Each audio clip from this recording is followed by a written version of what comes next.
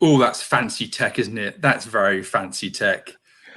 Excellent. Right, let's bring these little bits up, information, so people know who we're talking to in the meanwhile. But just before we went live, yeah, Tom was saying about, it was was it 2 months ago? Yeah, it was September, beginning of July, when you and I last spoke, because of course Pegasus Parkrun went live from Zoom. And even in those 2 months, the way everything has developed to become a lot more flash and capable. You can do this from at home. We were broadcasting live. We were one of the first live sports broadcasts in the world. Yeah, from the other side of the planet. It was amazing. So hello to everybody. Welcome everybody, everyone coming in, everyone, lots of viewers going up. To give you a few more seconds to come in now. Comments coming in. But with me now, live, is Tom Williams, Parkrun Global COO, that's Chief Operating Officer, Athlete ID A6013, and the home parkrun of Woodhouse Moor Parkrun, which of course is in Leeds. Everybody loves Leeds. But you are in Harrogate right now, aren't you? At home in Harrogate, yeah? Yeah, and I'm going to say right up front, I'm taking a massive risk because we're Helen's in the middle of the kids' bedtime, and normally we used to be recording things from the office in the bottom of the garden, safety, isolated from the house. But we've actually recently moved the study indoors, so through that wall is the kids' bedrooms, and so it could all kick off. The door could get kicked down at any moment, and I could be attacked by a 6-year-old. That's good. They could go viral, like the guy in the BBC interview that time when his wife and his children came in. Yeah. And while you've got that, I've got Bev outside doing some weight session with some other people. So yeah, anything could go horribly wrong. And I've got Dolly with me, actually, that little white splodge. She could suddenly want to go out too. Anyway, right. So thank you very much for giving us your time this evening. We've got lots of people viewing right now. I can see it happening. And just in case people are wondering, of course, you are Chief Operating Officer, but I thought I'd throw in some stats now, because the athlete ID number reflects as to the breadth of experience that you have. So we're very low athlete ID number. Oh, do you know what I've forgotten to do? This is another thing as flex. You can have the display names. You can show the display names. Oh. And what we usually do is, for some reason, it's not coming up. So that's a nice one. Oh, there you go. Looking at the stats on the bottom, I hadn't realised I was so close, and I'm not up on the terms as much as some people are, but I believe on 98 different events, I didn't know that, I'm 2 away from the COO club. I was going to ask you that. I wondered if you knew or not, because when I was, again, looking at the data, I thought you were 98. And did you have any, I didn't realise you were so close to getting to the COO club as well. But 281 park runs, 98 different. So of course, you had 2 more in the COO club, and then 109 volunteer accounts. That obviously doesn't take into account a lot of other bits and pieces. Obviously, the employment. Parkrun birthday, 4th of August 2007. All the best people have their parkrun birthdays in August. And what's your athlete ID number? It's A6. 6013. 013, that's the one. I just want to, there you go, I can add it into your little name there. Oh, somebody on Twitter, link not working. They must be wrong, surely. Gary Ludwin. No, the link's definitely working. Search away, Gary Ludwin. But yeah, and then your countries, because of course global, I was shocked by this, 10, and you have so many, may I point out, there's a 200 character limit on the bottom of the ticker. I had to put SA. I had to squeeze the amount of countries you have in. I couldn't give the full names of the countries. I had to squish them down just to fit how many countries you've been in on the list. So it's like blimey, all over the place. Yeah, what that does do, hazard of the job, I guess. Well, what that does do is it gives you enormous first-hand experience of these locations, rather than be someone who's just in the UK saying about the countries. You've been there to South Africa, USA, Canada, Russia, Poland, Ireland, France, Japan, Australia. You've been to these events firsthand and met these communities. So that lends a lot of gravitas too. Right. Danny, the link I shared, I don't think is working. Did you spell it correctly, Tom? What link should I share on Twitter? Tom, give me a tweet that I can write now. I can see you. Everybody who's looking with Tom's little glasses, right? Little Richard Osman, who sat there right now with his glasses. It's to youtube.com. It should be with me now. That's it. youtube.com/with me now. That should be our YouTube channel. So hopefully you're joining us. YouTube. So while you're tapping away, getting the URL correct, or on Facebook, we're live on Facebook too. Let's have a look at a lot of the comments that have come in. So there are pre-comments that have been here, and then everyone's saying hello to Emma Shaw, Lucy Maris. I'll give you all shouts out. And what we can also do, what I love, this is brilliant, you can bring people's comments up live from Facebook or YouTube, and we can see them firsthand. So hello, Danny and Tom. Hello there, Matt Garner. Hello to everybody. Emma Shaw is saying, so Emma Shaw is a regular live viewer, and she says Perry Hall Parkrun sends our best wishes to Tom and the HQ team. Right, so just I'll converse with the viewers while you're tapping away. There we go. Working link with me now. Is it working now? Channel. Is it working? Brilliant. I've shared the right one. Fantastic. Yes. So right. Andy Hamilton, is it true what they say about short men with lots of gravitas? Yes, absolutely. It is true, Andy. Right then. So the reason why we brought you on is obviously there's been developments in the world of parkrun. Certainly, especially today with the Northern Territory in Australia. That's big, big news. And that was fantastic to see. That has come from left field. I wasn't expecting that. So that's been met with lots of praise. And so I have been watching obviously the newsletter goes out every week that you've done about the updates, and then of course when it went to Australia there was a few minor voices a bit angry and cross that territories were being treated as a whole, that they couldn't quite all run together, and they were frustrated. So obviously you must have had some of that in communication. Yes, anything you see a little bit of, I get an awful lot of. That's the multiplication factor. Look, and I really understand it, and people have been great. Like, people have been really, really patient and kind of and understood. And I think probably as we're speaking, probably Cape Pembroke Lighthouse and the Falklands will be announcing their return on the same day. I think is it the 19th. I've lost track of days. I think it's the 19th of September. So they should be coming back as well. I think. I don't think the announcement had gone out earlier, but obviously there's a time zone difference there. And I think in the Parkrun works because we keep things as simple and scalable as possible, and actually every exception, every difference layers on an amount of work. And when you're in 22 countries, that's enough. But when you actually add on, let's actually break it down further and go provinces of Canada, or let's go states in America and states in Australia and home nations in the UK. And when you start doing that kind of stuff, it can get really complicated really, really, really quickly.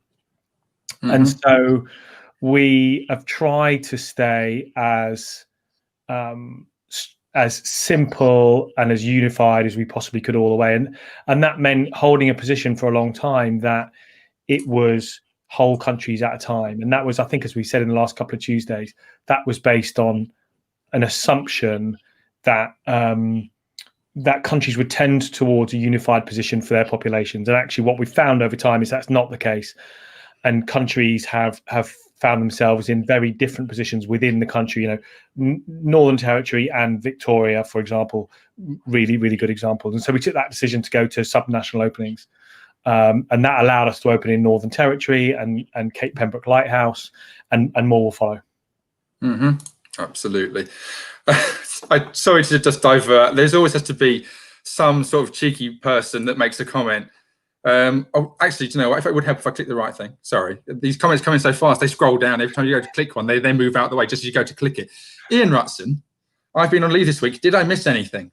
Nah, nothing. Really. Nothing major, Ian. So far as I know, just I think Parkrun's done perfectly okay. Swimming along without you, all okay. You're not necessary, really. Not that important. Not that big a cog in the works. Sorry. Anyway, Nick Pearson, piano man. People are mentioning the piano. We don't want to talk about the piano. We want to talk about frameworks and things. Can you play it? No, not really. I did learn. I can't read music, and I couldn't tell you what any of the keys were, but I did learn a little bit when Rosie was playing. Rosie, my daughter, who's 8, she's been learning the piano, and that's my mum's piano from when my mum was much younger. It's about 40 years old, that piano. But yeah, so she gave it to Rosie, and that's what Rosie learns on. Okay, so yeah, other people are asking, can Tom play the piano accompany us in a rendition of the Parkrun song? Is it just a visual prop? Yeah, people can play it within the household, just not Tom. I can't do it. I can't even play the recorder. I was terrible at it. Anyway, right, yes, a nice contra-plug there, says Andy Hamilton. There you go. Let's make sure. So he has to sit up. We forgot to get him a little cushion to put him in his chair to raise him up a little bit. So if he just sits up, he can show his little contra logo. Anyway, yes, sorry. Let's get to the serious stuff. So the COVID framework. And that was it 2 weeks now it's been out? Oh, at least, yeah, I'd have thought longer probably.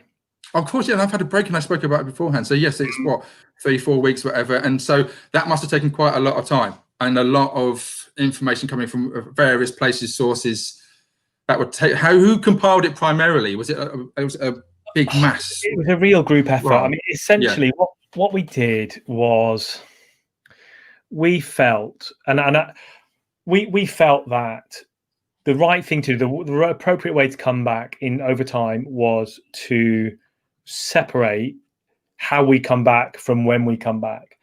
And I don't want to be critical of other organizations at all, and everybody's had their own challenge and they face their own different way, and who knows who's done it right and wrong and whatever. But I think potentially where organizations have put too much emphasis on when they come back, they've changed kind of the fundamentals of what they do, and if you're not careful, you force yourself to fit into a hole to come back, and then you set precedents of things that are hard to undo, and you might break what was so wonderful about it in the first place. And really quite early on, we as a group agreed that we should define what's important about Parkrun, what's the essence of Parkrun, what must we protect.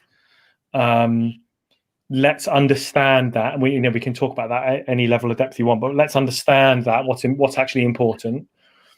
And then let's develop an operating framework that makes Parkrun as safe as it can possibly be without breaking Parkrun. And you know, I've known each other since I started Parkrun, probably Danny, 13 years, and you know how passionate I am about the history of Parkrun and the essence of Parkrun and what's important with Parkrun. And it'd be quite easy to turn Parkrun into a normal running race and have, okay, you've got to register in advance, and we're going to have chip timing, or have wave starts, and we get going really soon. We probably could have been going already, but we'd have broken the essence of what Parkrun is. And I love races. I'm nothing against races, but that's not what we are, that kind of thing. And I think that was really important to us. And so we wanted to define, this is the safest we can make Parkrun. And to be honest, we can't really go much further than that. And there's going to be some tweaks, I think, based on the Mike Weed's research, which we can talk about, I'm sure. Based on some of our conversations with people like Sport England and DCMS, there might be some little tweaks, nothing major, I don't think. But we kind of sat down and we had some pretty deep meetings where we were saying, how far would we go if it was a deal breaker? Like, what would we, like, if it meant Parkrun couldn't come back for a year or 5 years or ever, how far would we go? And we all agreed there was no point in coming back at all if it broke what Parkrun was. And that was really, really fundamental to us. So as a collective, I mean, my name goes on a lot of these things because ultimately, the operating side of things, that's my responsibility. But, I couldn't even tell you how many people fed into it, 50 or 60 probably, multiple staff, multiple ambassadors, multiple volunteers, loads of people. We feed it, we bring it, and we got it to the point where we thought, what, actually, it's 90% of the way there. We're separating the how and the when, so that means let's get it out, let's publish it to the world before we need it, before anybody. There's no material, nobody has to do anything, so there's no obligation based on that now because there's no time frame. Let's get it out there and allow people to comment. And people commented in their hundreds and thousands, and that was really great. Loads of really insightful things like, oh, you didn't think about pacer vests. Oh, that's right, we hadn't even considered pacer vests. What about your guidance for guide runners? Oh yeah, we'd forgotten that as well. And all of those things fed in. Thankfully, there was something hugely with material where we thought, oh no, we didn't think about that, I don't know how we're going to do that.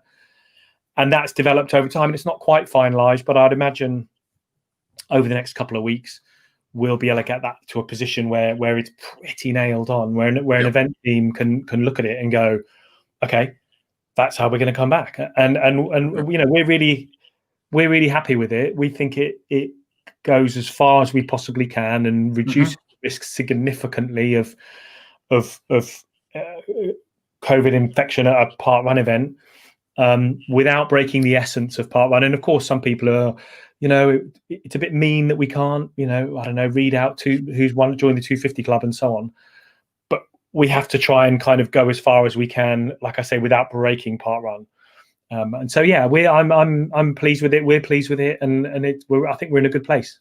Yep, absolutely. Certain things need to be, unfortunately, put to the side. There's an essential core there, and that's the thing. If things that are slightly superfluous, ever so slightly, they have to go by the way. So when you say about lots of people will come together and pointing out things that you may generally feel, there's always going to be some things that you miss. So same thing with our conversation here, that if you've got a question for Tom, people who are watching, that you'd like me to ask, because I won't remember to say everything, then please put it in the comments and I will try to see them and bring it up with Tom, any particular pertinent questions, and I'll address it with Tom in a while or going through. Yeah, nothing's off limits. I mean, I've said, Danny, haven't I? Nothing's off limits. Ask what you like. Yes, you can ask what you like to a degree, and if it's rude, and I'll delete it and ban you, and that's it. But other than that, as long as it's halfway decent a question, then nothing is off limits. And for me, obviously a big passionate park runner who's just chomping at the bit to get, champing at the bit to get back, that it was well timed. I thought it was very much, it felt to me a stepping stone, that there was nothing, nobody knew, where everybody felt like we were in limbo. So the framework came out, and it was, for me, it's like a symbol, a little bit like I guess the bat symbol. Like, here's a bit of a beam of light. Here's some promise. There's something is on its way to come and help us. And that you had that ability, the stepping stone to get there. Here we are. We're on the way. The progression to have something, because we were going through a lot of period going. We're just tum. No one knows how long this is going. And of course, it's proactive work by you guys to then go, right, we're now going to be able to be. We're proactively ready. We're not going to have to react. And that's the thing, as you said, David. When people said you forgot about this, you forgot about that, you didn't need to then do it whilst running. You could do it, go, right, we can add it in, develop it, evolve it, and we feel that everyone's had their voice. So yeah, I thought it's there's a lot more meaning to it and a lot more power to it than what I think some people may respect. Anyway, may I just ask a quick question, because I'm doing this, I'm flexing the guns, I've lost my muscle. Yes, but you, there we go. That with Nick Pearson's number, and I can't believe it. What is it? A18497 or something? Yeah. That's you. That's, I mean, that is, you know. That's the original Parkrun, the original Bushley Park tree, Parkrun tree, the BPTT logo, the time trial logo, which then developed into the Parkrun logo. But that was, for context, that was you losing a bet, wasn't it, with Mr. CEO Nick Pearson over who could do, was it the fastest average, wasn't it? How long ago was that? Was it 2 years ago now? 2018 it was. Wow. But you know what? I've always liked Parkrun tattoos. I've always felt, I've always felt really humbled when people have shown me a tattoo of Parkrun. I've always felt really humbled that our work as a group, and you were a huge part of that. The staff team and now the volunteer team and with things like with me now. I've always felt it's just incredible that people feel so passionately about Parkrun to get a tattoo of it. And I know they're not everybody's cup of tea, and that's fine, but I'd always wanted a Parkrun tattoo, and I'd always wanted that because I really like that logo. And for me, that was the logo when I first started parkrunning in 2007. Yeah. That was Bushy Park time trial and UK time trials, and that was meant a lot to me when I started. And that logo effectively changed my life in ways I could never imagine. Yeah. So I kind of wanted it anyway. So when Nick said, "Come on, let's have a challenge," and the loser gets a Parkrun tattoo, I kind of thought, well, I'd get it anyway. But I tell you what, I wouldn't do. I wouldn't get it with your barcode number on it. So what is it again? 18497. Yeah.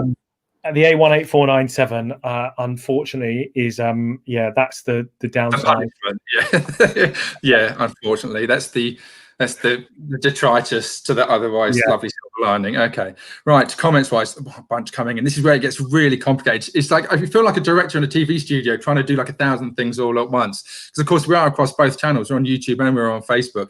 And of course, some people will end up they love conversing with us. You have people conversing. Some people throw in questions too. Like for example, this is what I have to sift through. I don't know what context that is. I'm sure that has context in chat. Of course, okay, there we go. Falklands. So this is what's coming up. So have the Falklands got their own culinary speciality?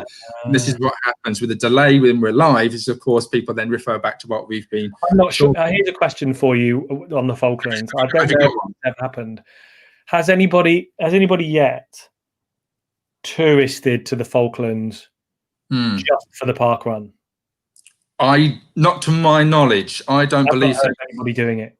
Was it 2,100 for the flight, wasn't it? With was it Bryce I mean, Norton? it's the time frame, I think, isn't it? It's like a week, and it leaves on a Saturday, so you got to miss a park run, and then you do the park run, then you've got to wait a week and miss another one. And yeah, but, even when we launched Parkrun Japan and we were over there, people had flown out for the day to do parkrun in Tokyo. But I'm not aware of anybody going to the Falklands for tourism to the park.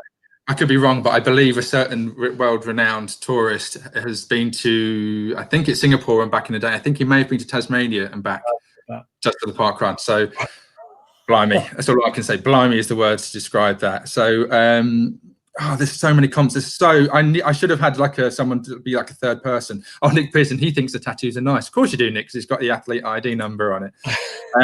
Michael Wood. So there you go. This is quite a decent one. I'm concerned about the risks to volunteers in and around the finish funnel due to the nature of runners aerosol generating.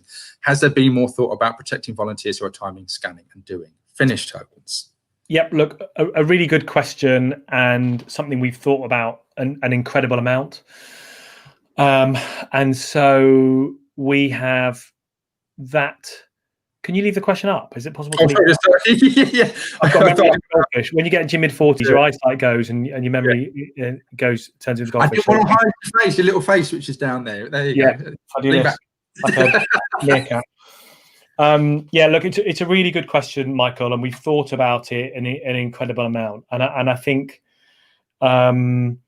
we so the obvious thing is about this question comes to things like masks and gloves.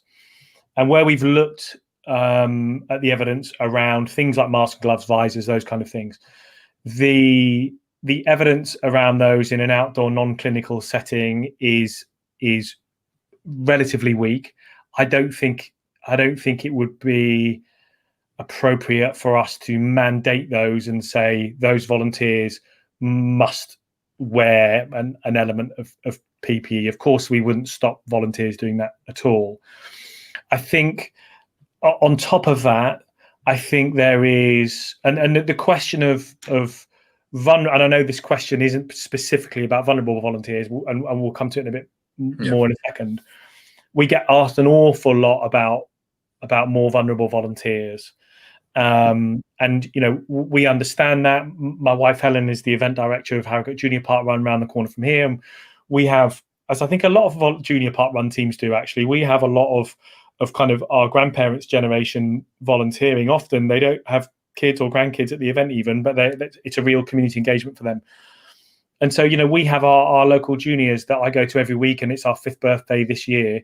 We have that sort of situation where we have volunteers that would be in a vulnerable or shielding category, and we have to consider them. At the same time, I think we also should allow people to make their own decisions about the level to which they get involved and whether they want to carry out certain volunteer roles. And I don't think it would be right to mandate something across all of Parkrun for a small group of volunteers who may be more vulnerable, when those volunteers, it's not compulsory for them to volunteer in that role. And so, we have our local juniors, we have volunteers who might be in that situation. And you know what, if when we came back, they were to say, look, I really want to scan all time, and I'm really comfortable at that, and I understand those risks. I think that my personal opinion is, and our opinion as an organisation, I guess, is that they should be free to make those choices. And I think that is an important point, because that comes up an awful lot. And I think there's an element there where there's a freedom of choice, and people, and in normal pre-COVID life, there would be people who had suppressed immune systems for multiple reasons and were vulnerable for multiple reasons to infectious respiratory diseases for multiple reasons. We had a close family member come very close to losing their life last year to influenza and pneumonia. I understand the risks of that. And in those environments, you wouldn't necessarily, if you were that person, you wouldn't necessarily put yourself in as the funnel manager stroke sheep dipper at a junior park run where you're in the thick of it. And so I think there's an element there that's important. I think when we look at the infection risk in general in those close contact points. So, one thing you could do is you could put chip mats down, stand back, turn up whenever you want, and it becomes this dehumanized virtual thing where you don't have that human interaction. And one of our kind of things that we talked about earlier, you and I talked about a moment ago, Danny, about what do we think we should protect? Well, we think we should protect human interaction. Why is Parkrun successful? Parkrun's successful because it gives people the opportunity. Why does it change lives? Because it gives people the opportunity to be active and outdoors and social and together, and that's really, really important. And so that being together, well done, Danny, great work, fantastic, really, really good. That is critical, and that literally saves lives. I mean, it really does. You've worked on our comms team. You've received hundreds of those messages yourself around it saved my life, and it's not running 5K. Running 5K never saved anybody's life. What saves people's lives is making friends and feeling a sense of achievement and recognition and ratification, all those lovely things. And so, we didn't want to kind of sterilize that area completely, right? And Paul and I, years ago, you'll remember probably back in your day, Paul and I even talked historically about things like self-service checkouts, where a bit like a supermarket, where we'd have barcode scanners and you'd go up and scan your own stuff and drop it in a thing. But actually, we think that contact's really important. And so what we try to do in our framework is minimize those risks as much as possible. And so when we talk about you come across the finish line, somebody takes your time, there's obviously no contact there. We're asking people to do it, as on their virtual volunteer on their own device. So they're not, and I know the question was about aerosol transmission, but we're asking people to do it on their own device. And so you're not handing over a timing stopwatch back to somebody. They're not giving it to you. So you don't have to get anywhere near somebody to download the app, and you can time, and that's fine. You then come through the funnel, and then what we're asking teams to do at the minute, and some details could change, but we're asking teams to keep people moving, which you can do at a relative distance. So that, as a volunteer, you shouldn't have to get too close to people. And we'll be doing an awful lot of communications to the community again and again and again, saying, look, this isn't the time to come across the finish line and make a big song and dance of how tired you are and stand there and block the funnel. This is the time to cross the finish line and keep moving, and there'll be lots of communications to do that. And then we'll be asking teams to give out the finish token at the end of the funnel, which I know some teams do, but rather than the beginning of the funnel. And at that point, I don't know what this is, one of Aston's toys, you'll effectively will be really working hard, and we'll have, obviously, whenever we do come back, there's going to be a significant period of time, multiple weeks, for us to communicate codes of conduct, all these things.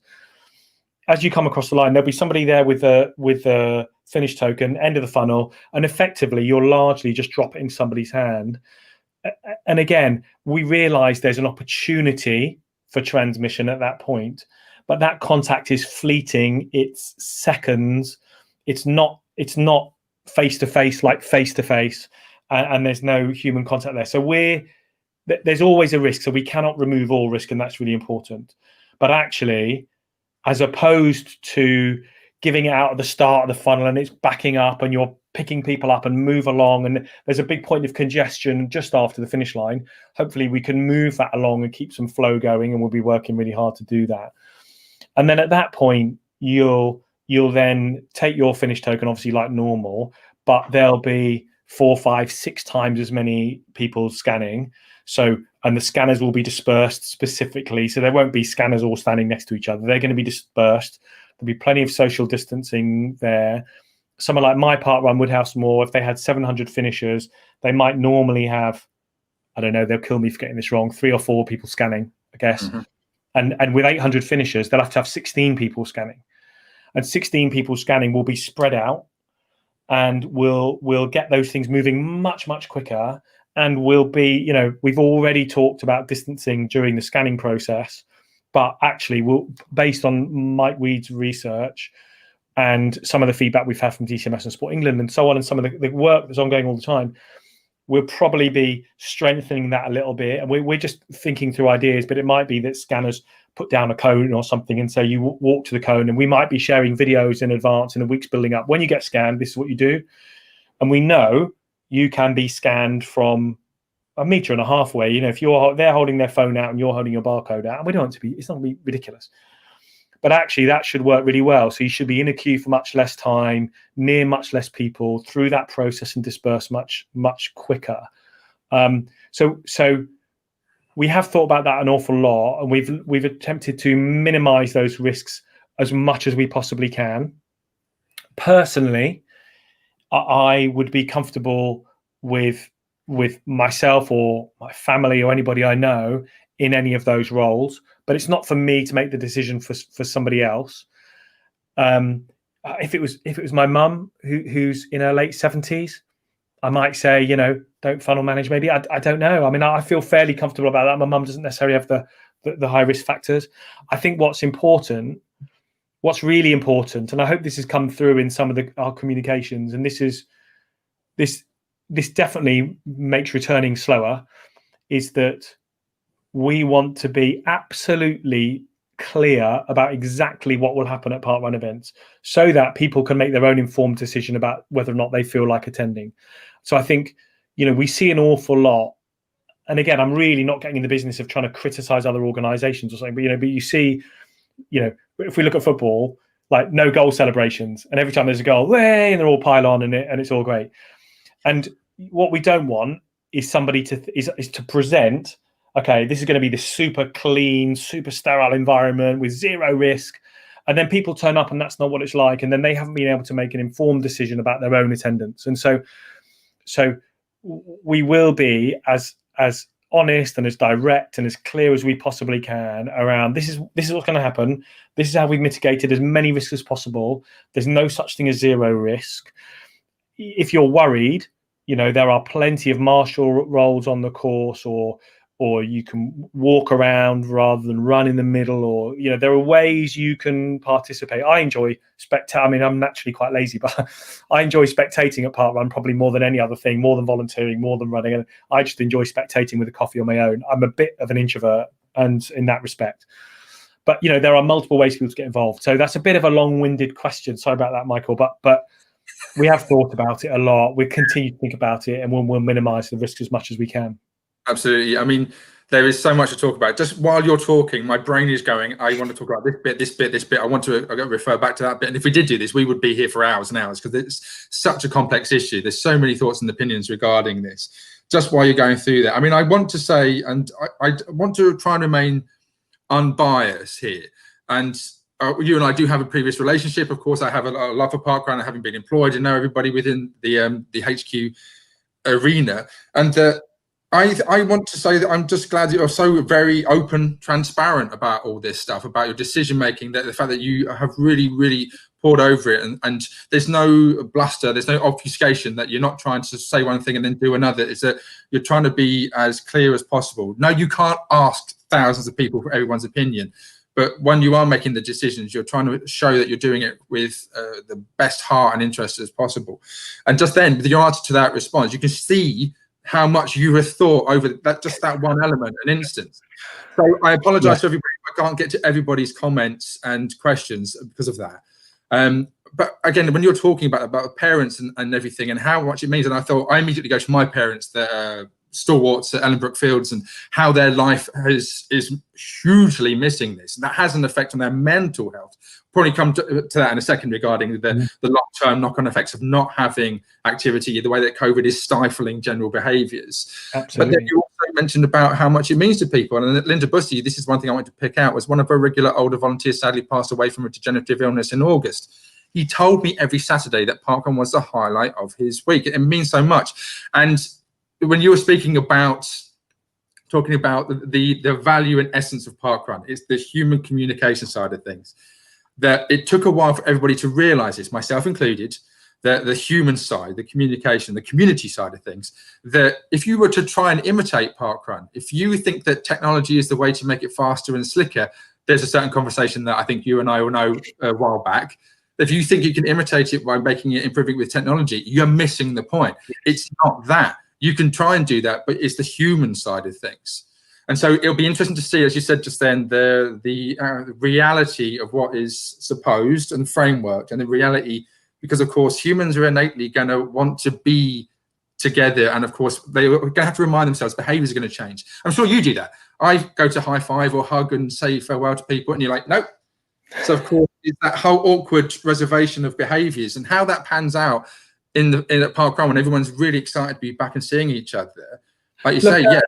And I think, you know, you can get really deep on it and think, you know, what does living mean? And I think I worry a little bit that through this time, the human beings across the world have forgotten a little bit about what being alive really means. There's a difference between existing and being alive. Yep. And I think, you know, when I speak to, particularly, you know, my dad's in his mid-70s, my mum's in her late 70s. I mean, they're not together anymore, and I've very different conversations with them, actually. But particularly, I've found it that some of my older friends and family in 70s and 80s, to be isolated for 6 months so far, that's a big chunk of your life. It's a big chunk of your remaining life the older you get. So for Rosie and Aston, my kids, it's not that big chunk of their life. And you know, there's other multiple ways it's damaging for kids. And, you know, I've been very vocal about how I think schools should be open. But I think there's a real question there that I think we've forgotten, that society has forgotten to ask a lot, which is, you know, what is living, and with the way we've thought about Parkrun, what things must we protect? What things is it not worth? It's not worth coming back. Like there's been conversations where I've said, look, if it's going to be like that, I'm not interested. Yeah. I'm not interested in Parkrun coming back in a way that doesn't empower human interaction. Yeah, hollowed out version, you wouldn't want it. Yeah, and I think, you know, too often, you know, we see, you know, people, you know, particularly people in the latter years of their life, isolated for long periods of time, in this kind of hope that there's going to be a vaccine that's going to come along and suddenly everyone's going to go, ding, it's gone, which may happen, but it may well not happen. And I think we really do need to prioritize life as in not being alive and existing, but life as in human interaction, being together, you know, hugging, high-fiving. And I'm not saying we should be reckless, but we should consider that. And you know, I think a zero COVID life where we're all locked away and our only interaction is within Zoom meetings it's not really a future I'd like. Well, no, and I mean, this is definitely where the conversation goes. People like, I think this too. I've seen you're very prevalent on Twitter regarding your opinions, and of course, absolutely looking at various data sources. And I have been, and I've tried to say this in the podcast over the past few months, is that yes, we are focusing on COVID, and we understand that, of course, you don't want it to rip through the nation and then we go through a second wave and kill more people. But as it currently stands, looking at various data, there is the ONS and everything else. There are less people on, sorry, the thing that helps you breathe. Sorry, I'm forgetting the word. That helps you breathe when what's the word of it? Name of it? So say again? A ventilator. Ventilator, that's the one. Couldn't think of the word. I was thinking like incubator. That's not incubator. Sorry, ventilators. Anyway, completely threw myself out there. Sorry, it's the ventilators, less people on ventilators and so forth. But it's knowing long term the effects of things. So of course there is this worry now that cancers aren't being picked up. You're having everything through job loss. That of course the resultant depression, suicide. The health effects that people aren't exercising as much because they feel trapped and scared to go out and do that outdoors, and all these are going to have like a consequence. It's like dropping a pebble in like a pond, I guess, and the ripple effects we're going to see later on. And of course, that's what the concern is. I think that's where you're coming from, aren't you? Which is the thing which is the mortal side of this. There are so many different aspects to it. Look, and I think there's a danger that a lot of the narrative is driven by people who have had a great time in lockdown. They've worked from home, they've got a big garden, they've spent more time with their family, they're fitter than they've ever been. It's fantastic. And, you know, I saw a fascinating interview with a Oxford professor of theoretical epidemiology called Sunetra Gupta, and she was saying, you know, lockdown is a luxury of the middle classes, and actually a lot of the disadvantaged communities, it's absolutely killing them. And around the world, you know, speaking from a global perspective. And I think, we see stories all the time. I was listening to the radio earlier, a brilliant story about a guy who'd lost 7 stone and joined his local football club and just scored the winning goal in an FA Cup tie in the last minute or something through lockdown. And there's loads of stories of people whose lives have got much better during lockdown, of course. But there are millions and millions and millions of people who are excluded when they weren't, who are inactive when they weren't, or are more inactive than they were, less active than they were. And I think it's really, really important that we understand, amongst all the, hey, home working's fantastic, I'm saving on my commute, and I've got a great suntan, and I'm fitter than I've been for ages. For every one of those people, there's in my opinion, there's multiple people who haven't had human interaction for a long time, and they haven't been active for a long time, and they found it much harder to make positive choices, be it around food, around alcohol, whatever it might be. And I think that's the damage we see. And I think really simple things like Parkrun, and there's other things like Parkrun, but really simple things like Parkrun, get into the park, meet some people, be active. I think it's so fundamentally important to human health and well-being that, and Chrissy drives an awful lot of our, you might believe the kids shouting now. Chrissy drives an awful lot of our, our health and well-being strategy. Chrissy Wellington's our global health and well-being lead, and she feels exceptionally passionate about this. Mm-hmm. And it's really important we give those people a voice. It's really, really, really important that we don't forget those people, and we don't forget the disadvantaged communities. And we remember those people for whom, our daughter's been off school for 24 weeks. And we found it really hard, and we're in a really, really fortunate position. So if you're not in a fortunate position, and your daughter or your son and your daughter or your multiple children have not been at school for 24 weeks, you're in the most incredibly challenging situation. And we need society to get back to normal and to get back together. We really do. And we have to have conversations about what are the benefits of this and what are the risks of this? What are the benefits of this and what are the risks of this? And we need to balance those off and make the right decisions for society. Yeah, sorry, I've gone totally off the Parkrun route and all deep. And of course, you mentioned that, how closely, because of course you are, your children, how closely are and will you be watching the information from schools regarding COVID now we're starting to go back? Great question, Anthony, and we're watching it very closely. And I think there's two aspects there. So one, so in no particular order, one, there's a huge unknown around COVID-19 with regards seasonality. And absolutely, I am not an epidemiologist. I'm not a doctor. I'm not a specialist. I'm a very interested observer that spends an incredible amount of time talking and read to interesting people, including my dad, who's a professor of epidemiology, World Health Organization. But I try and educate myself as much as I can, but I'm very much not an expert. My understanding is we really don't understand seasonality right now. And so as we go into winter, and as schools return and universities return, and maybe crowds go back to football stadiums, do all of those things combined to create a legitimate second wave? Personally, I don't think they will. I think, and I'm not an expert, I think we'll see a slight rise in cases. I'm not sure we'll see a significant rise in illness, but maybe we will. So we're all watching that very, very closely. And clearly some schools have gone back already. Last week, I think in Scotland, or 2 weeks ago. This week in the UK, some places ours go back next week up here in North Yorkshire. We're watching that very, very closely. And clearly we're not going to come back before schools are back, because schools are back now and we're not about to come back.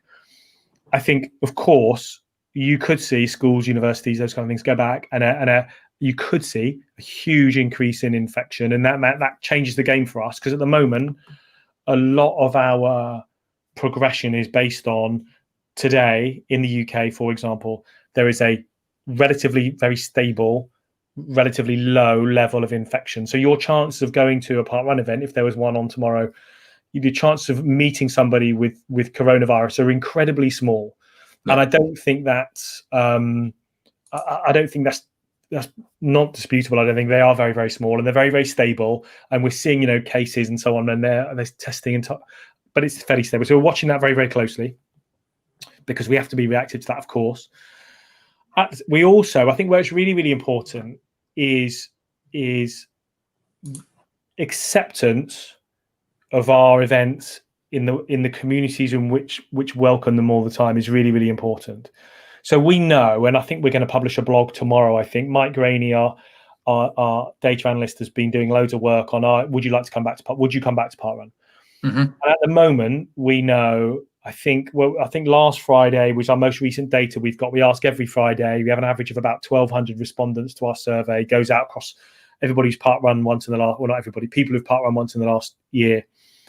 About 79%, I think, was the most recent number of parkrunners said they would definitely or likely come back in 4 weeks if government guidance allowed Parkrun to return. And so, when almost 4/5 of parkrunners would come back pretty much straight away. So we know there's a comfort in coming back. And I think we're at 8% who'd say they'd be unlikely to come back or definitely wouldn't come back. I think we're going to publish that data tomorrow for people to see in a bit more detail.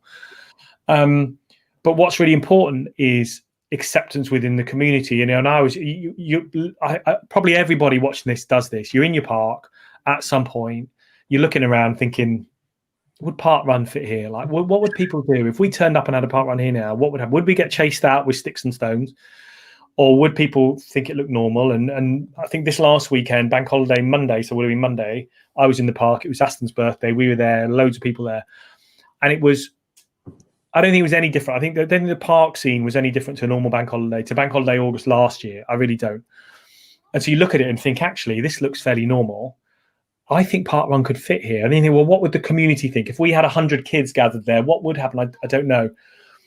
And I think why that's important and why schools going back is important is I feel if schools go back and schools go back successfully, which I think they will, it will give some reassurance to the local communities that group gatherings are safe. When, at the moment it's August, everybody's away or they're doing stuff or they're whatever, and it's very quiet. So, our local school here, secondary school, has 2,000 pupils. Our kids' primary school has 400 kids there. You're going to see these gatherings. And our feeling is, as schools go back, as universities go back, hopefully as crowds go back to football stadiums, and I'm saying football just because it's on telly a lot, it's very high profile, but sports things in general. They are, yeah. As they go back, people will feel more relaxed. And so we're watching that very closely because, again, schools, universities are certainly going back before we come back. Football crowds are due to come back to October the 1st. Yeah. 50,000 people to Arsenal. Yeah. Yeah. And, we're not coming back before October the 1st. I don't think that would surprise anybody. We're not back before October the 1st.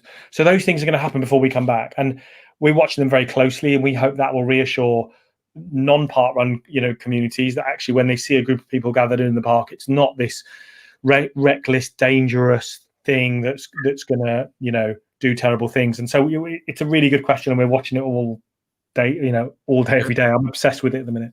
Absolutely. I think a lot of us are. And I think a lot of people's behaviours, again, it's about the impression it's sending with people being in the park. And again, people may have that opinion about it being reckless and the danger.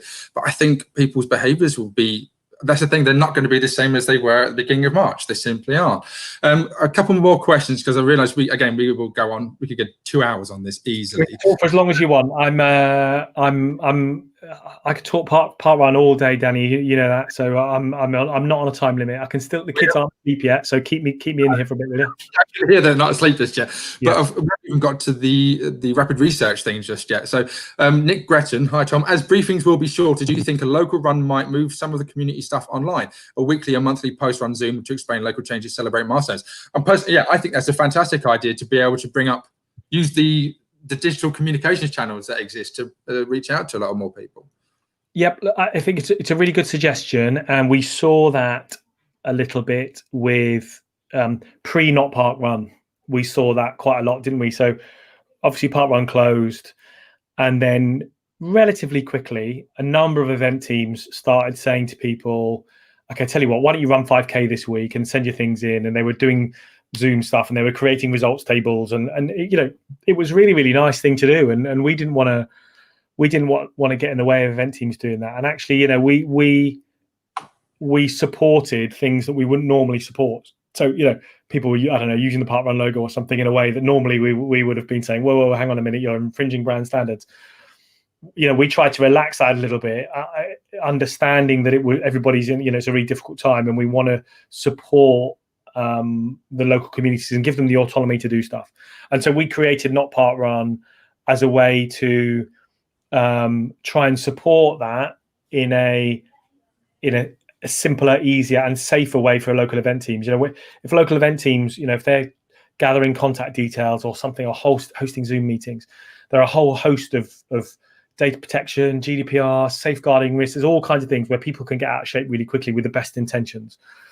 So I think, we can never move pre-event. We always need pre-event briefings because, we've all turned up at a parkrun before and suddenly there's a tree fallen down or there's a big hole that wasn't there an hour earlier, whatever it might be. So we need an element of live pre-event briefing that covers some of the very basics that have maybe appeared there and then that day, but also that we can't just hope someone's read the email. So I don't know, under 11s must be accompanied by a parent guardian at all times. I don't think we would ever move that comment or give way to other park users. I don't think we would ever move that comment to solely online. But actually, some of the stuff we can move centrally online, and some of the stuff we can empower teams to do things. And I know we've had some people have felt we've gone a little bit too far with removing content from pre-event briefings, and I understand that. Some of us love the 25-minute pre-event briefing, and some of us hate the 25-minute pre-event briefing. But I get it. It's the community aspect. We've all gone to a parkrun event for the first time, and there's this wacky pre-event briefing that goes on forever, and you're there going, "Oh, really?" And the local community love it. They just love it, and that's great. And we want to embrace that individuality. And at this time, we can't, because probably our highest risk point is the start area. Yep. We have to do the right thing. We have to remove anything non-essential from that area to get people in and out of the start as quickly as we possibly can. It would be great to empower teams to do more stuff online. As you've known from your time in Parkrun, Danny, we don't want to make event teams feel like they should do stuff other than turn up, deliver your Parkrun event, have a coffee, go home, or whatever it is. That's the basics. So we don't want, really, you should be doing a weekly Zoom, and really, you should be doing a newsletter, and really, so... It's not a catch-all, is it? Technology isn't a catch-all. No. Everybody's on every single platform seeing everything. As you know, as I know, Sunday morning, as a day of a junior event for the past 5 years, someone coming up, jamming a barcode in my face, which they won't be doing this time, but jam a barcode in my face going, "What do I do with this?" At 8:59. And of course, you then have to explain sort of things. So there are core, key, essential information that needs to be put out to people live in the field who won't receive everything across the world. Look, and I think, and I genuinely think it's a really good point, a really good question, and we'll definitely look at, for example, it looks like we haven't made any decisions, but it looks like we might keep not Parkrun on indefinitely. I don't know. People seem to really like it. It looks like fun. It doesn't cause much trouble. Linda Bussey has said that she's lost 3 stone and started running again through lockdown, but she also said, "Are you going to keep Not Parkrun afterwards?" Because I've really enjoyed it. Yeah, we haven't decided, but we think it's great, and there's no plans to get rid of it. There's no plans to necessarily keep it, but there's no plans to get rid of it. I think we all think it's very good, and actually, interestingly, we've seen a lot of people register for Parkrun and Parkrun for the first time in Not Parkrun. I mean, it was a Parkrun quiz question a few weeks ago. I think it was over 3,000. Okay. I think one thing I'm very conscious of, and a term I don't like, is new normal. I think there's a danger of people accepting things they shouldn't accept based on this concept of it's the new normal, isn't it? And you lose all these really, really good things. And I'm adamant that we do things, "Oh, that was really good, we'll keep that." Not Parkrun, for example, maybe. We keep some good things. We mustn't be stubborn about it and refuse to progress and refuse to change. The virtual volunteer changes are absolutely immense. I mean, game-changingly good. To be able to have 20 people scan at your event, upload automatically to WebFMS with nobody touching or doing anything, straight into the event's WebFMS, for that person to be automatically credited for scanning or timing without anybody having to do anything, just such a monumental step forward. We should keep some good things. At the same time, we don't want to move the socializing, which has been coffee shop, and I know not all events have coffee shops, and I get all that. The human interaction, catching up over a coffee, sometimes for the rest of the day. We've all been, on a Sunday, we often don't leave the park after juniors till 2 or 3 in the afternoon. We'll be in there with the volunteer team, having a coffee, chatting, laughing, the kids are playing. We mustn't replace that with some kind of online connection as part of a new normal and forget the old stuff. Because, the second we can get back to normal, the better. And we must never lose sight of that. Yeah, absolutely. Well, you said that no questions are out of the realms of being unasked. So Tom, Andy Airy asks, which country in Europe could be the first to restart? Asking for a few hundred friends, for a few tens of thousands, Andy, as a matter of fact. Yes. Europe's funny. Like, so we do laugh about this because every Friday morning we have a conference call with all of our what we call territory managers from around the world. And so every Friday we go around the room, and it might be Maxime. Well, everybody's there. So Maxime from Russia and Jakob for Poland and Germany, Derry for France, all of the Nordics and the Netherlands, Giorgio for Italy, and so on, Ewan for North America, and on and on. Everybody, the South Africans, Bruce and Jill, Tim and Renee from Australia, everybody's in there. I've probably forgotten somebody and offended them. But everybody's in there. And we're laughing because it's almost like a horse race where the horses are doing this. And one Friday we're like, okay, right, Poland are on it. Next week we're going to be able to say Poland can go, and whatever. Italy, you lot are knackered. Next Friday, Poland have changed. Poland have changed their rules. Italy, you're doing great. At the moment, who's closest? In our meeting this morning, it's Friday today, isn't it? And Sweden, we thought were really close because they were looking like they were going to change their limit from 50 people in a gathering to 500.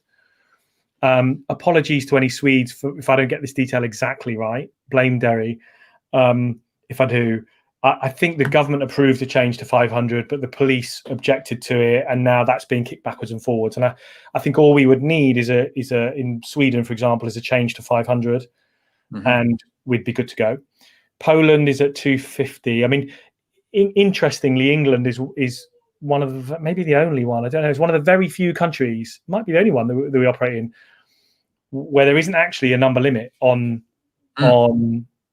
gatherings of our sort. So I think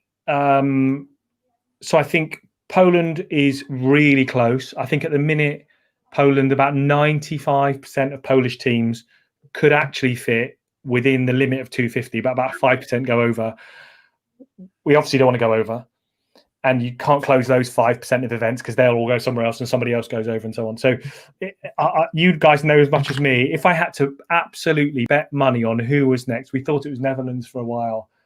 I don't know. I'd guess Sweden, but it's a guess. These things are just changing every day. You can wake up tomorrow and there's an election coming up, and so a politician goes, aha, there's an election, let's remove all of the restrictions, and then a week later the public health go, you can't do that for an election, and they put them all back. So I like your horse race analogy. So you must have the fun fairs, the beach where you go and put your money on the little horse to go running, and you're like, yeah, my horse is coming through, and then just suddenly stops, all the rest come running past.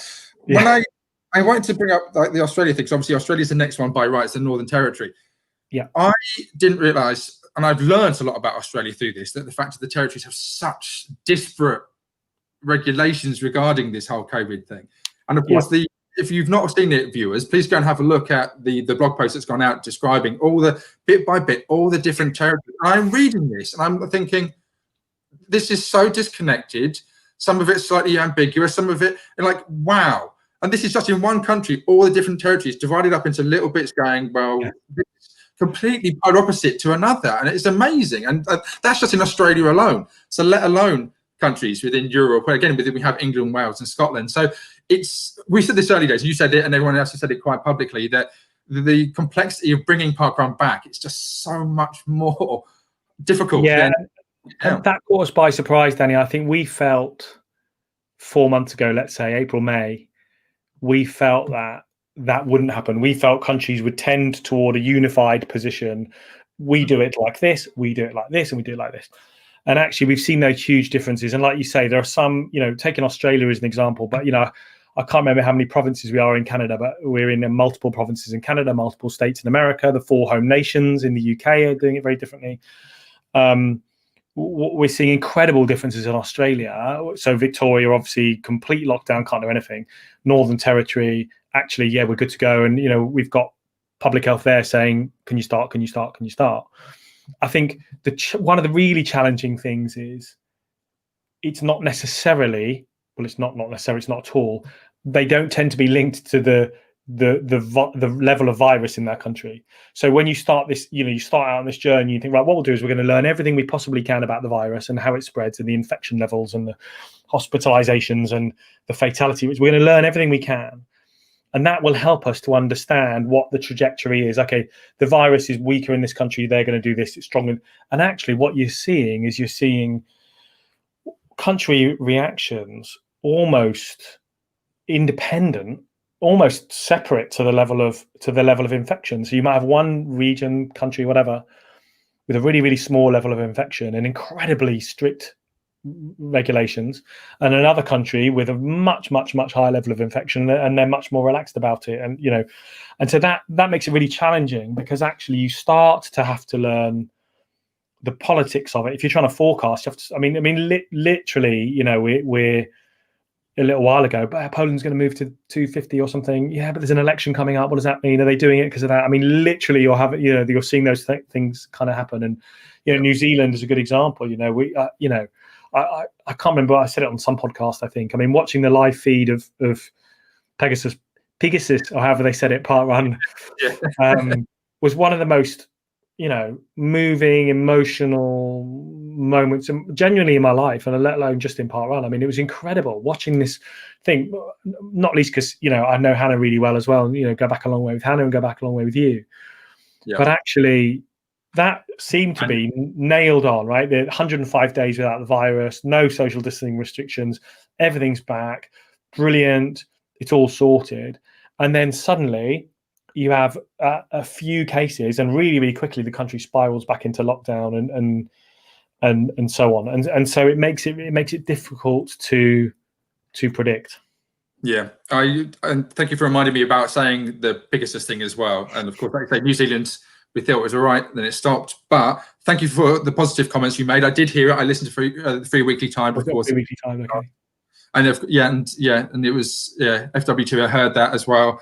And big praise, so thank you very much for that. Yeah, you see, there were certain moments in your life that you said regarding Parkrun, and that was one of them. Brilliant. I would never, I would never just say that. I don't think I'll ever forget that. Sitting in our front room down here, watching one friend sitting in Leeds, Southern England, where you are, live stream to the entire world to another friend as the sun comes up in New Zealand, based on a decision that you've been involved in. You think, actually, we sit around a virtual table these days, but we sit around a virtual table and we go, okay, I think New Zealand can go.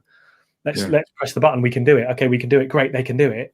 And then I don't know how many thousand miles away New Zealand is, 12 million miles away on the other side of the world, how far it is. Yeah. People are running at sunrise in New Zealand and live streaming it around the world. Incredible. Yeah, absolutely.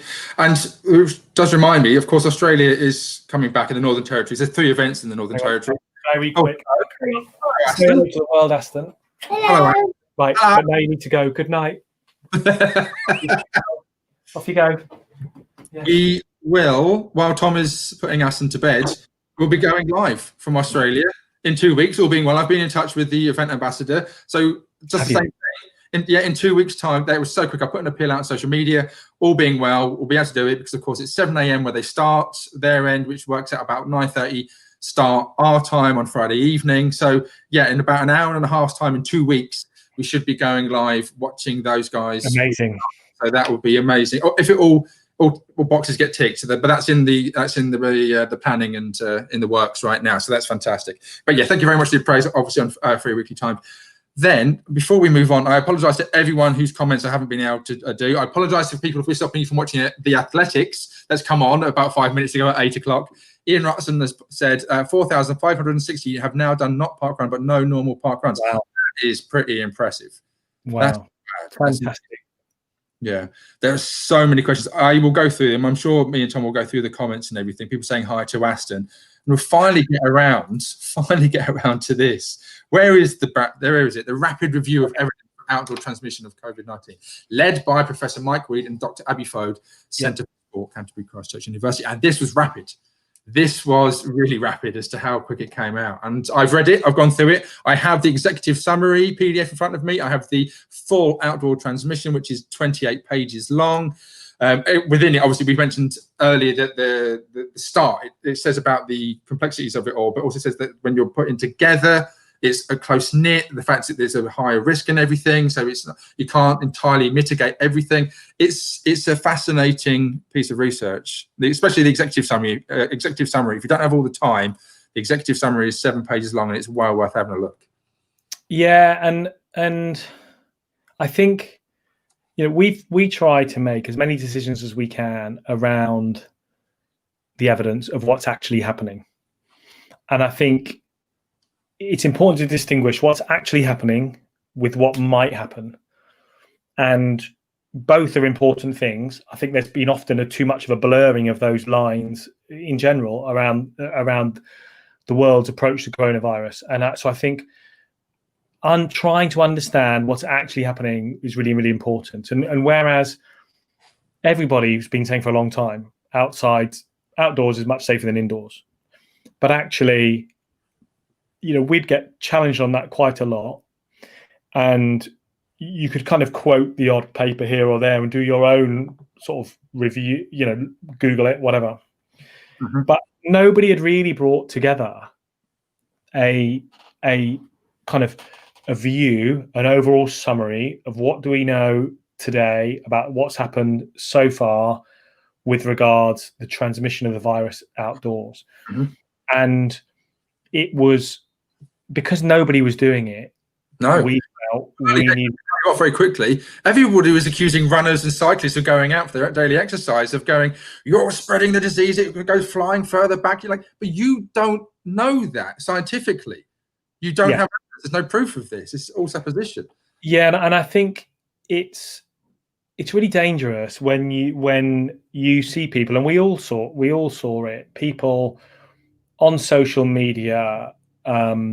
Absolutely, you know, laying into somebody else for doing something for which there's no evidence that's a bad thing to do. And, you know, I was quite vocal right at the very beginning I think on a Marathon Talk podcast, I was saying, look, what you have a responsibility to follow the guidelines as set out by your government. And that's really, really important. And we should follow those.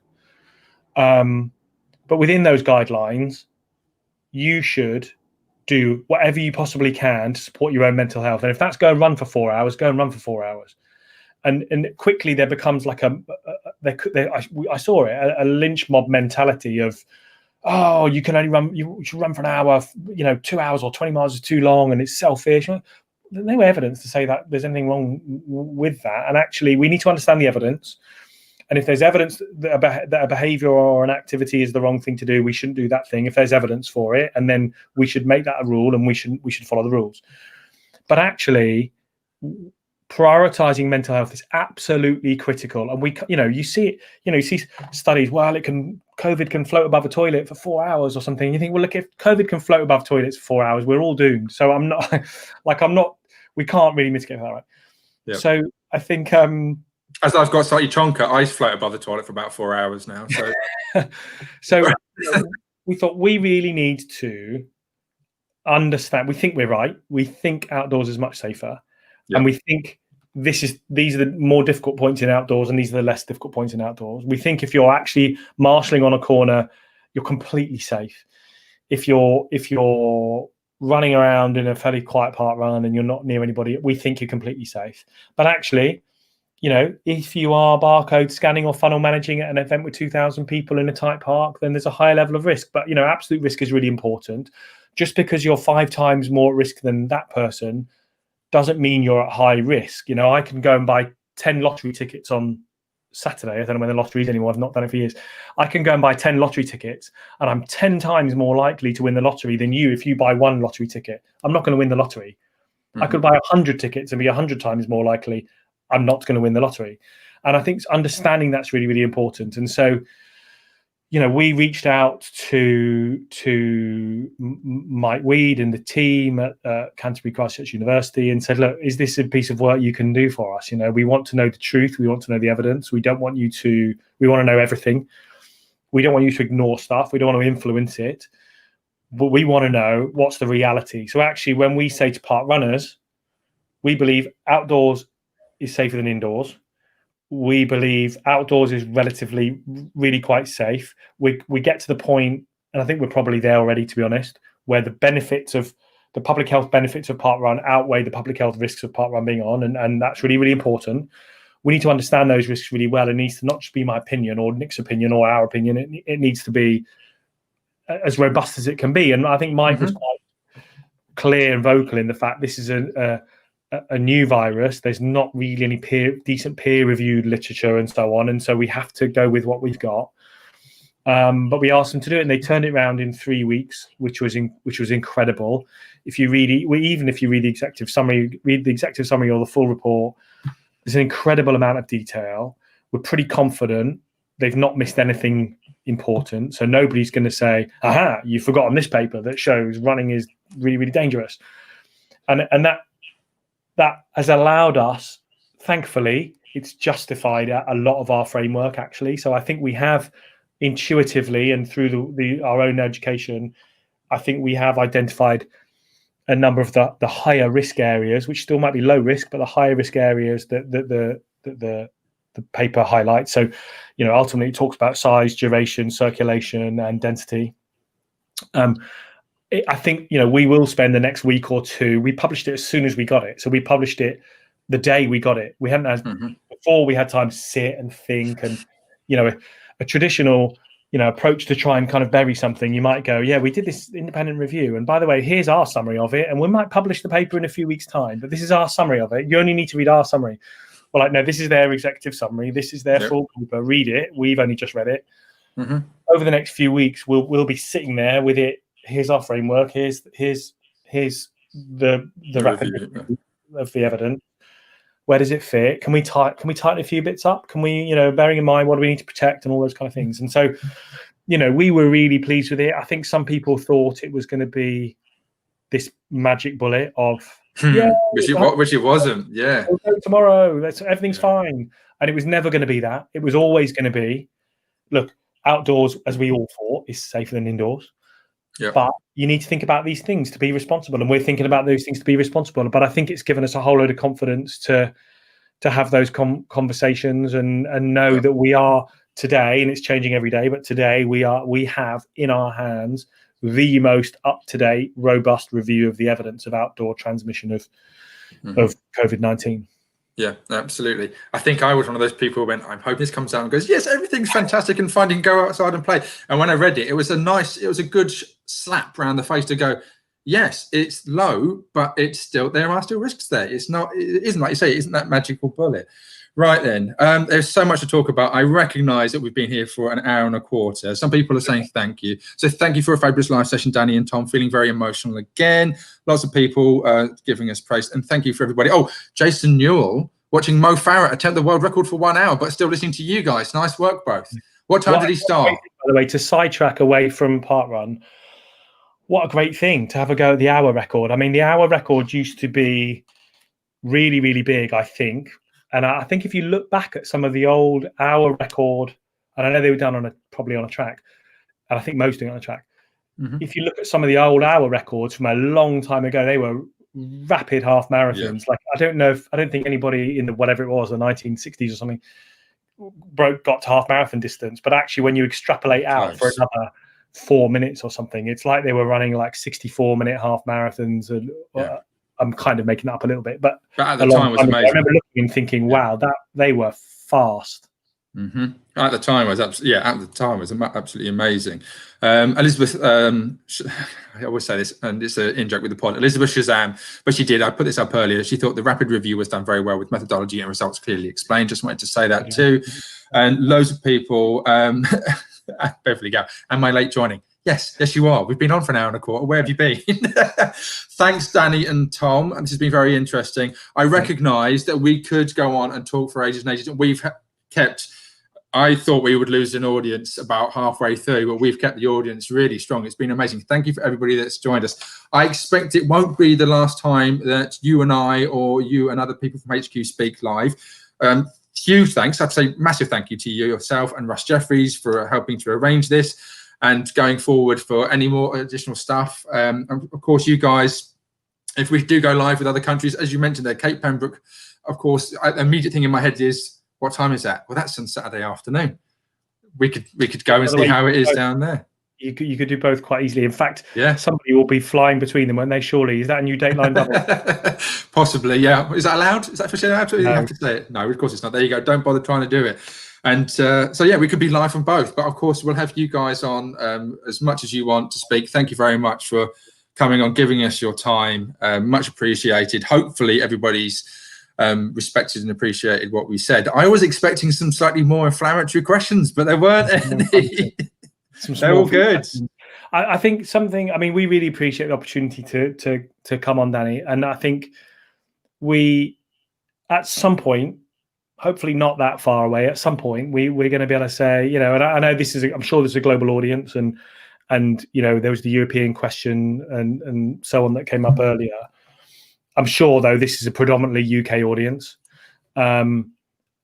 Hopefully sometime before too long, we're going to be able to say, right, okay, we feel the UK is coming back, which is a monumental thing, you know, like Northern Territory is fantastic. It's 3 events and there's, I think, 7,000 registered park runners there. And that's fantastic. It's wonderful. And, you know, honestly, I'll watch it live. Of course I will. And I'll watch, if you manage to get Cape Pembroke, I'd watch that live and be so emotional and great. We know parkrun in the UK is 50% of parkrun teams in the world. It's about 1,000, roughly, a little bit more, I think 1,050 or something, teams in the world. And UK's 4 million registered people, 4 million people who currently can't parkrun. And we all know what parkrun means to everybody. When we get to that point where we go, okay, we are on a countdown here, and it'll be multiple weeks. We're not going to say we're starting on Saturday. It'll be multiple weeks. That really, I want to reassure people, that will be the start of a process, the start of a phase. You know, that will be the start of a process, and we are absolutely committed to communicating as much as we can in that point. Learning on, I mean, we're learning every single day. Like it's a live. No one's done this before ever. It's a learning thing as we go along, and there are, you know, hundreds of ideas are floating around our head in terms of how do we communicate. You know, when we do say, whenever that is, whether it's next week or next year, whenever we say, right, everybody, here we go, and that's going to be difficult for a lot of people, and people are going to feel anxious about that whenever it is, and they're going to feel worried about it. You know, even my wife here with Helen with juniors, you know, ooh, I need to ask the council for permission. Well, I kind of got permission already, so I'm not sure. We'll think about that. I contacted them. I contacted my council to let you know what's going on, because of course I don't trust them to think that we suddenly stopped and then we go back expecting to be there on Sunday and find that there's a bunch of football and cricket going on in the way. Going, oh, but just to let you know, we are going to come back at some point. Don't forget about us. Yeah, there's going to be a whole big process in there, and we are going to be there for all of it. We're not going to say, okay, we're starting, off you go, here's the manual, crack on. We know it is going to be a period of multiple weeks where we are on every comms channel we can think of, learning, listening, sharing, talking, thinking things through, maybe changing some things. Oh, that doesn't work. We're going to do this. Can we really wash tokens? Oh, I'm not so sure. And so, you know, we're just a message to the listeners, really. We're really committed to that, and that will be the start of the most important phase. When we go, okay, we're on a countdown here, that's the start of the most important phase of the whole journey, which started in the middle of March, and hopefully will hasn't got that much longer to go.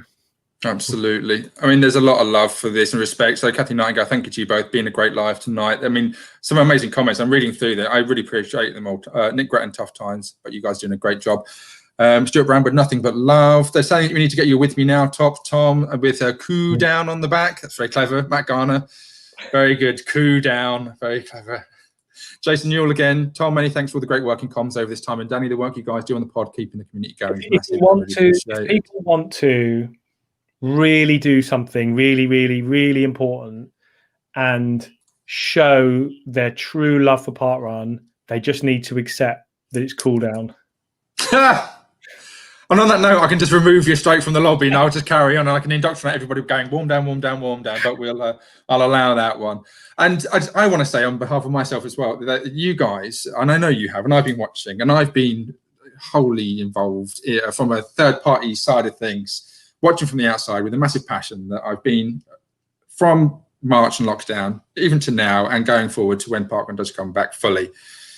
That I've watched the array of complexity of it all, but you guys have been working so hard at HQ. And again, I have no reason to be biased here. I try to stay as independent as possible, but you guys have worked so very hard. You care, you're very passionate. And I think you know so much, you have so much information coming in. But the problem with that is, Tom, is you don't know as much as the random person on a Facebook group who's not an expert, who said you should do this thing because it's in their opinion and they know better than you do. So that's one thing, is I'm afraid you need to listen to a few more of the vocal, shouty minority in various Facebook groups, because they know more than anyone else, because they type it the most in these groups. Just wanted to say that. All right? Okay, fine. Hopefully the sarcasm comes across very strongly on that comment. So the best thing is, and I deleted my Facebook account a long time ago, but James Kemp spends a lot of his time in Facebook. Yeah, why? He points things out to me.